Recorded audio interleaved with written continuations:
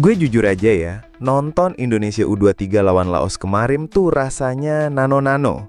Dari awal kita pegang bola, main rapi, build up cakep, statistik penguasaan sampai 70%.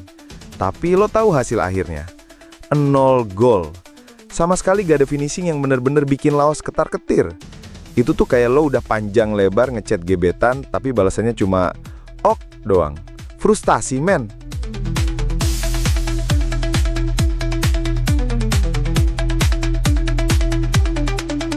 Sekarang coba kita flashback dikit ke era Shin Tae-yong. Gue inget banget, di era STY, Timnas U23 tuh sering banget dikritik. Bung Towel sama kolega di layar kaca tiap match udah kayak siap nyalain sirine. Ada kesalahan dikit, langsung dibedah. Ada peluang kebuang, langsung dicemongin. Bahkan banyak yang bilang kayak ada agenda tersembunyi buat ngejatoin STY.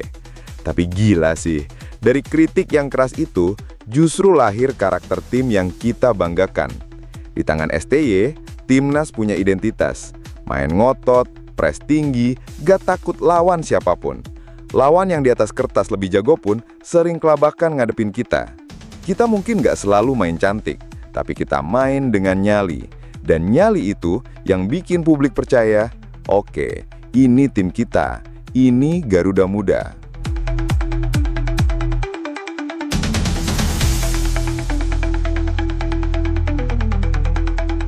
Sekarang masuklah era Gerard van den Bosch. Filosofinya kelihatan keren, mau main possession football, bangun serangan rapi dari belakang, kuasai tempo. Kedengarannya modern, kedengarannya Eropa banget. Tapi kenyataan di lapangan, lawan Laos saja buntu. Crossing gak jelas, tembakan ngawur, dan serangan cuma muter-muter tanpa ujung. Yang lebih bikin gue heran, dulu STY habis-habisan dikritik meski hasilnya oke. Sekarang mainnya begini, hasilnya nihil, tapi suara kritik nyaris nggak ada. Bung Towel dan kolega yang biasanya pedes, sekarang mendadak adem. Diem 1000 bahasa. Padahal, kalau pakai standar yang sama, harusnya udah rame tuh sorotan pedas. Di titik ini, publik wajar kalau mulai ngomong, Van den Bosch salah arah. Dia pengen memaksakan gaya yang gak sesuai sama DNA pemain kita. Kita bukan Belanda, kita bukan Spanyol, kita tuh Indonesia. Karakter pemain kita itu ada di intensitas, transisi cepat, sama mental pantang mundur. Itu yang dulu bikin kita disegani, itu yang bikin Asia sempat ngelirik dan bilang, hati-hati sama Indonesia.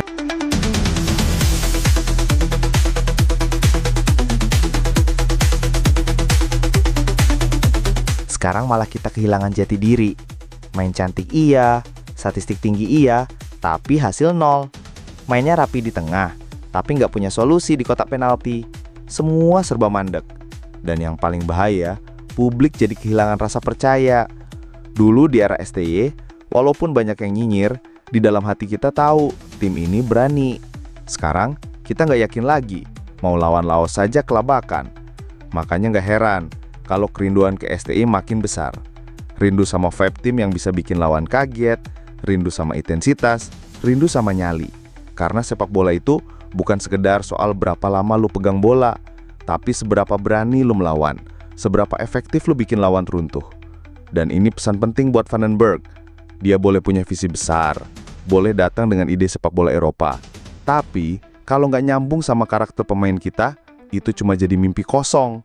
Kita nggak butuh gaya yang bikin kita terlihat cantik, tapi hampa.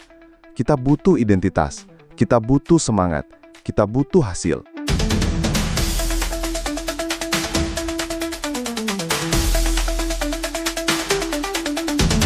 Jadi sekarang, publik udah jelas.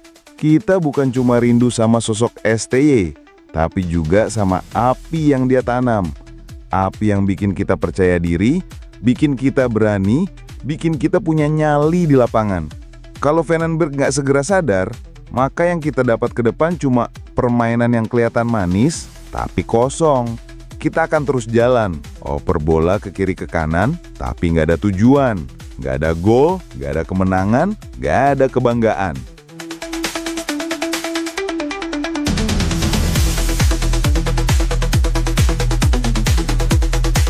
Dan buat lo semua yang nonton konten ini, kalau ngerasa sefrekuensi, jangan lupa kasih pendapat lo di kolom komentar. Like, share, dan tentu aja subscribe channel La Football. Karena di sini kita bakal terus ngomong apa adanya soal sepak bola Indonesia. Bukan sekedar angka di statistik, tapi tentang rasa, tentang nyali, dan tentang kebanggaan jadi supporter Garuda. Inilah sepak bola, and this is La Football.